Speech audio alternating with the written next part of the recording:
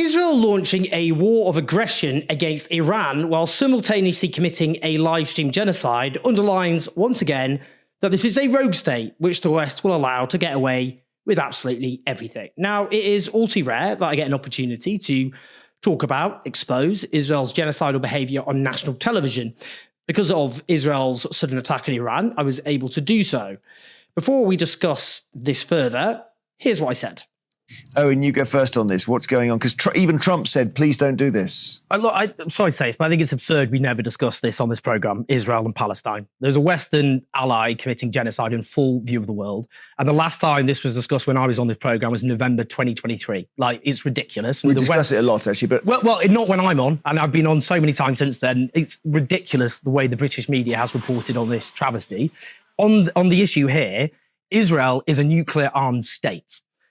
Which is allowed to have these nuclear weapons, despite being a state which is committing genocide in full view of the world. It's wiped Gaza from the face of the earth. It's committing a pogrom against the Palestinians in the West Bank. It has invaded Syria. It has raised much of southern Lebanon off the face of the earth. In this particular case, under international law, you cannot launch a war of aggression, which is what this is under international law, without any provocation. You cannot do that. You cannot say, we think they might attack us in the future. You can't do that.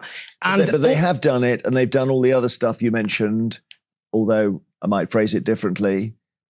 So whatever they're doing, they're doing. But this is the point, isn't it? Israel has impunity. Israel has been told by the Western states, in essence, you can get away with anything. And that's the consequences. Look, the fact that Israel repeatedly invading Syria is not even judged to be newsworthy, is itself telling. Israel can behave in ways that other states simply can't get away with. Esther, what do you think? You know, the fact we have a state, which is nuclear armed, by the way. I mean, Israel should not have nuclear weapons, but, you know, imagine another state bombed Israel to take out their nuclear weapons. That would be regarded as an absolute outrage.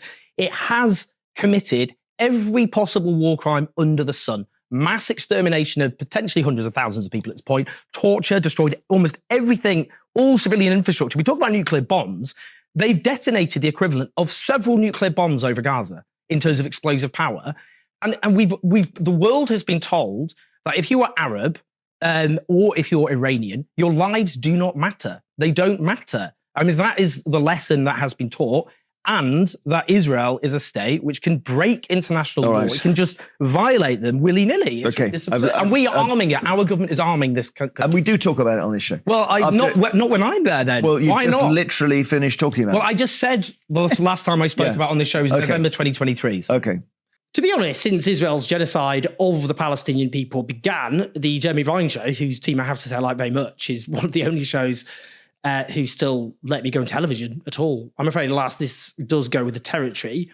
Now, Israel has stated that this is the beginning of a 2-week onslaught against Iran. The justification used by Israel, it must be emphasized, is illegal. As the public law professor Adil Haq put it, the right of self-defense must not be expanded to license the use of force to eliminate possible long-term security risks. That was Russia's justification for invading Ukraine.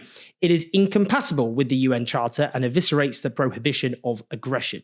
He wrote that in response to French President Emmanuel Macron backing Israel's onslaught because the West has shown it is very happy indeed to destroy what remains of the so-called international order to protect Israel as it commits genocide and every possible crime in the book.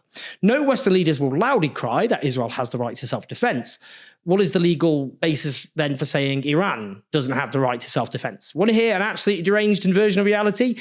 In response to the missiles fired by Iran after Israel launched a devastating attack on the country, the German Foreign Office literally tweeted, "We strongly condemn the indiscriminate Iranian attack on Israeli territory. Iran's nuclear program violates the non-proliferation treaty and poses a threat to the entire region, especially to Israel." As well as everything else, Israel is in violation of the non-proliferation treaty. Just a minor thing. You can't make this shit up. Now, a whole range of Iranian military commanders and figures reported killed or injured so far, as well as civilian scientists, and reportedly other civilians, including children, have been killed. One hospital reported receiving the bodies of children aged 4, 5, and 6. Ali Reyes, an analyst with the International Crisis Group, says, by targeting population centres, Israel is inviting Iran to respond in kind. This will end in grief for all sides.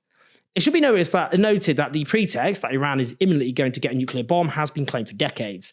In 1993, Benjamin Netanyahu claimed that Iran would have a nuke by 1999. In 1995, the New York Times headline was, Iran may be able to build an atomic bomb in 5 years, US and Israeli officials fear.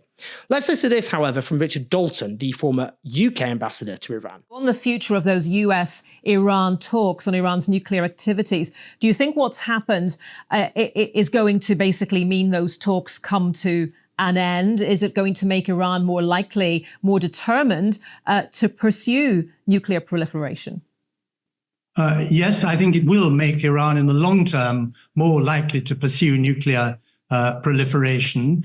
When a country has been exposed to an illegal aggression, as Iran has in the last day, it is not prone to surrender, and it is prone to develop additional means of deterrence, bearing in mind, of course, that Israel has already got hundreds of nuclear warheads. Well, indeed.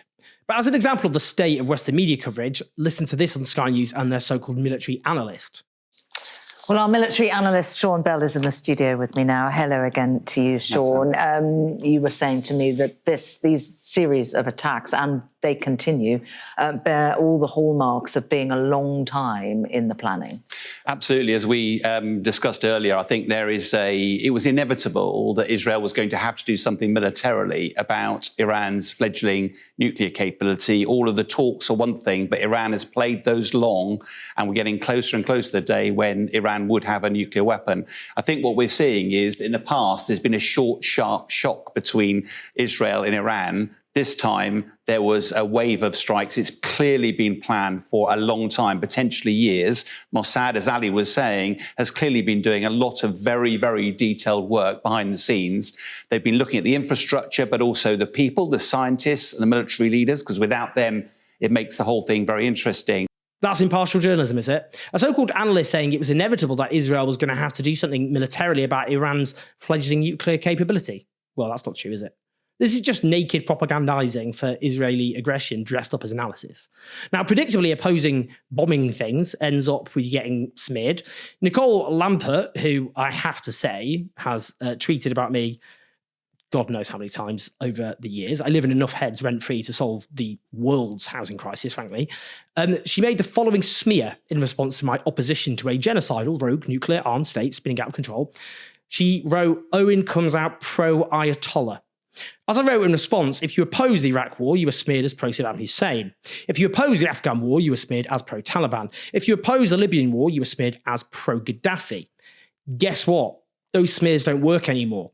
And who was right about all of these?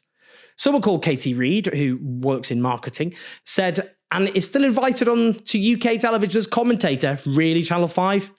Yeah, because only those who support dropping bombs on people's heads should be allowed on television. Right, Katie? Those who oppose dropping bombs on people's heads are clearly dangerous, violent extremists who should be banned from public discourse. That makes sense. And the former Labour MP, Tom Harris, responded, well, of course he has. The Ayatollahs hate the West too. So they would have a lot to talk about as he was led up the gangway of the crane before they put the noose around his neck. Clearly having a little bit too much fun, fantasising about me being hanged there. He sounds a little aroused, frankly. As it happens, I'm a secular democratic socialist. I want to build a world of secular democratic socialism, which I believe must be achieved freely through the free decisions and choices of the people of each nation. That doesn't mean, for example, the idea that human rights and democracy are imposed by blowing innocent people up and blowing things up. Not got a great pedigree, has it? I'd also know that polling by Stasis Consulting last year found that 2/3 of Iranians opposed normalising relations with Israel even before this attack. So good luck if people think regime change will lead to a pro-Israel Iran. While all of this goes on, we should know Israel is continuing to commit heinous crimes against the Palestinian people of Gaza, who is starving to death and massacring. Israel's cut Gaza off on the internet, allowing it to commit even more unspeakable crimes hidden from the world. The truth is, Israel is a genocidal rogue state, which is guilty of some of the worst crimes of our age. And while the Western media continues to whitewash or defend its crimes, we're never going to do that here. Please like and subscribe with your thoughts and your comments. Help us take on the pro-genocide media at patreon.com/Jones84. Do share the video. You can listen to us on the podcast if you prefer, wherever you download your podcast. We'll speak to you soon.